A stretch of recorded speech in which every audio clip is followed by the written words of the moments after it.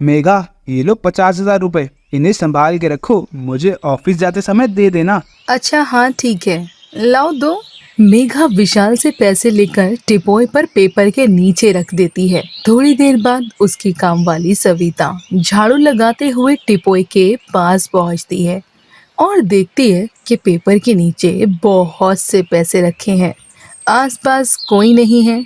ये देखकर सविता चुपके से वो 50,000 रुपए अपने पल्लू में छुपा देती है। फिर कुछ देर के बाद मेघा, पैसे निकाल कर रखना, मैं थोड़ी देर बाद निकलूंगा ऑफिस के लिए। मेघा पैसे लेने वहां जाती है। फिर अरे, पैसे कहाँ गए? मैंने तो यहीं रखे थे। फिर मेघा पूरे हॉल में पैसे ढूंढने लगती है, लेकिन उसे पैसे कहीं नहीं मिलते। फिर सविता, सविता, जरा बाहर आना। जी मेम साहब, क्या हुआ? हॉल की सफाई हो गई? हाँ मेम साहब, पूरे घर की सफाई हो गई। क्यों, क्या हुआ? तुम्हें सफाई करते वक्त कुछ पैसे मिले क्या? शायद गलती से जमीन पर गिरे हुए हो। पैसे? नहीं मेम साहब, मैंने तो कोई पैसे नहीं देखे। अरे याद करके बताओ, सफाई करते वक्त कहीं इधर उधर हो गए हो? नहीं मेम साहब, मैं आपसे झूठ क्यों बोलूंगी। 2 सालों से मैं आपके यहाँ काम कर रही हूँ।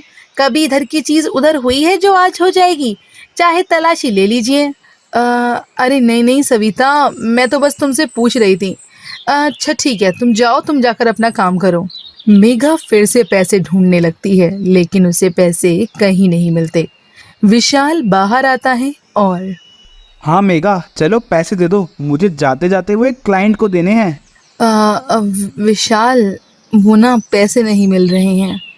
मिल नहीं रहे? मतलब मैंने तुम्हें यही दिए थे ना, और मैंने कहा भी था संभाल कर रखना। हाँ विशाल, तुमने यही मुझे पैसे दिए थे और मैंने जल्दी जल्दी में वो पैसे यहीं टेबल पर पेपर के नीचे रखे थे। अब पता नहीं कहाँ गए। तुम इतनी लापरवाह कैसे हो सकती हो मेघा? एक पल में तुमने 50,000 रुपए गुमा दिए। अरे गुमा नहीं दिए, यहीं कहीं होंगे। हाँ, लेकिन कहाँ? चलो हम दोनों मिलकर ढूंढते हैं। एक्चुअली मैंने सब जगह ढूंढ लिया है, लेकिन पैसे नहीं मिल रहे विशाल। तुमने सविता से पूछा? उसने देखा है क्या? हाँ मैंने उससे पूछा, लेकिन उसे भी पैसों के बारे में कुछ नहीं पता। अच्छा, तो कोई दूसरा आया था क्या घर में? नहीं, दूसरा तो कोई नहीं आया। एक काम करो, सीसीटीवी का फुटेज निकालो, उसमें पता चलेगा कि आखिर पैसे गए तो गए कहाँ।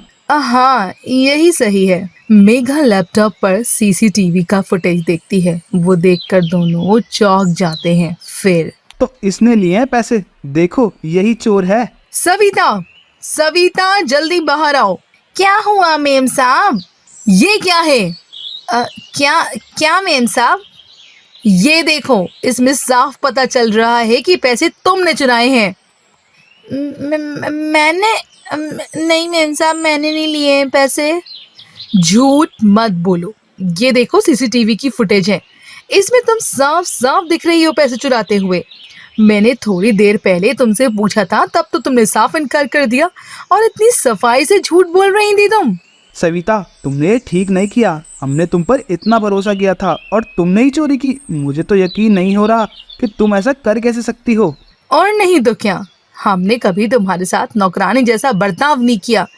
तुम्हें कभी भी पैसे चाहिए होते थे तो तुम्हें कभी मना नहीं किया, बिना कुछ पूछे तुम्हें पैसे दे दिए। और तुमने क्या किया?